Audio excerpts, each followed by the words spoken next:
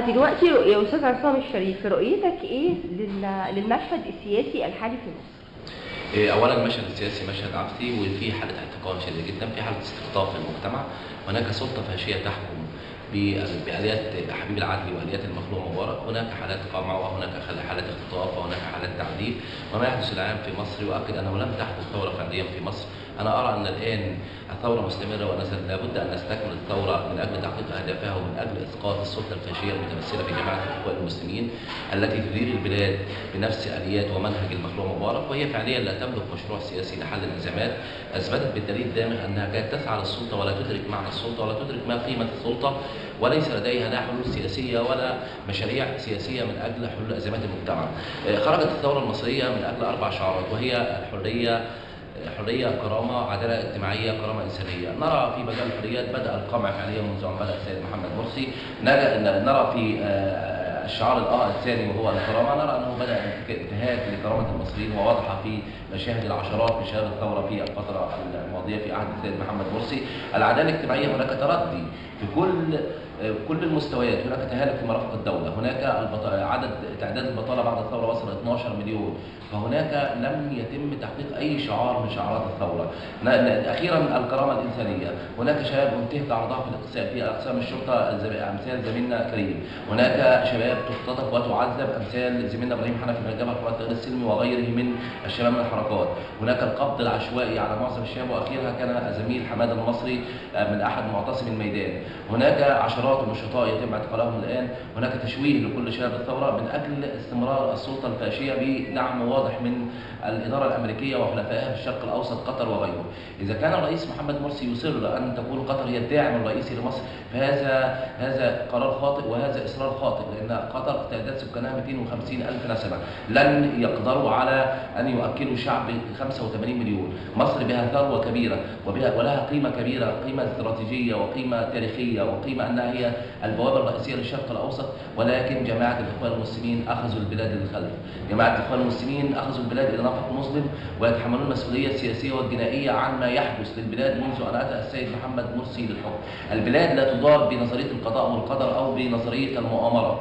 السيد محمد مرسي ذكرني بمثل شعبي قال له لاحد المواطنين وانا اتجول في المحافظات انه السيد محمد مرسي كسائق الطقس التي تمنى من الله ان يعطيه قطر، فسبحان الله اعطاه القطر، فبدا يخبط في الحيط يقول قضاء وقدر، يخبط في الحيط الاخرى يقول نظريه المؤامره. ولا يوجد فعليا مؤامره على الرئيس، ولا يوجد فعليا، والبلاد لا تدار بهذه النظريات. ما في عصابه كانت عايزه تخطفه.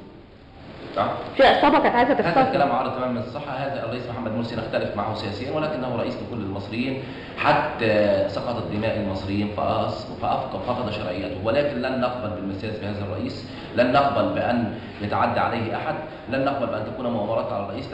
لو وضحت لنا مؤامرات لوقفنا بجوار الرئيس، لانه رئيس للمصريين واتى بطريق شرعي، ولكن لم يحترم الشرعيه وانتهك الدستور وانتهك القانون وفعل كل ما يريده في المصريين، فاصبح غير شرعي. ولكن في نفس الوقت وهو رئيس غير شرعي لا نقبل المساس به من قبل اي مجموعات، لاننا نؤمن بالتغيير السلمي، نؤمن بالتداول السلمي للسلطه، نؤمن باننا مصريين ولا بد ان يكون هناك احترام للاخر، نؤمن بان تكون مصر لكل المصريين والدين لله وطن للجميع. ما رايك في البلاك بلوك؟ هل تعتقد ان هو الجناح الحامي للثوره ام مجموعه ام هي وسيله من قبل الاخوان لتشويه صوره الثوار؟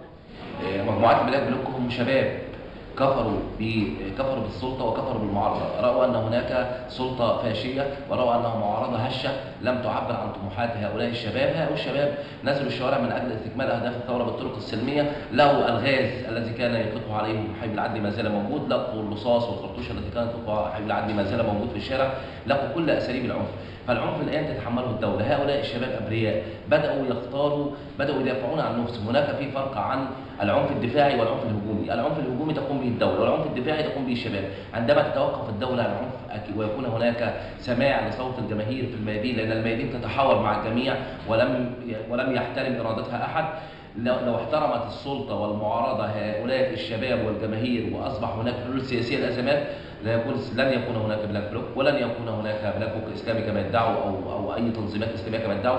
وعندما نتحدث على البلاك بلوك علينا ان ننظر خلفنا الى ميليشيات جماعه الاخوان المسلمين. هناك ميليشيات جماعه الاخوان المسلمين. لو كان الرئيس محمد مرسي عندما اتى الحكم حل هذه الجماعه وحاكم قيادتها المتورطين في تحريض على قتل الثوار وعلى تكفير المجتمع وعلى التحريض على المجتمع، هم من بداوا بالعنف.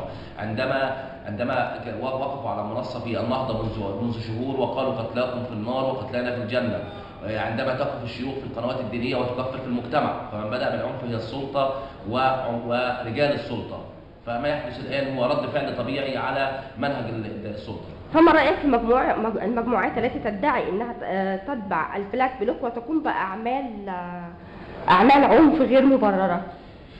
اولا احنا هل تفسر ذلك بان هذه مجموعات تم اطلاقها من قبل جماعه الاخوان المسلمين لتشويه صوره البلاك بلوك الفعليين؟ اتوقع ذلك، اتوقع ان هناك مجموعات تم تشكيلها من قبل جماعه الاخوان المسلمين لاجل تشويه البلاك بلوك الفعليين، ولا ارى ان ما فعله البلاك بلوك الفتره الماضيه هو اليات سلميه. عندما يقطع طريق فهو اليه سلميه، لم يتعدى على طياره ولم يتعدى على مواطن.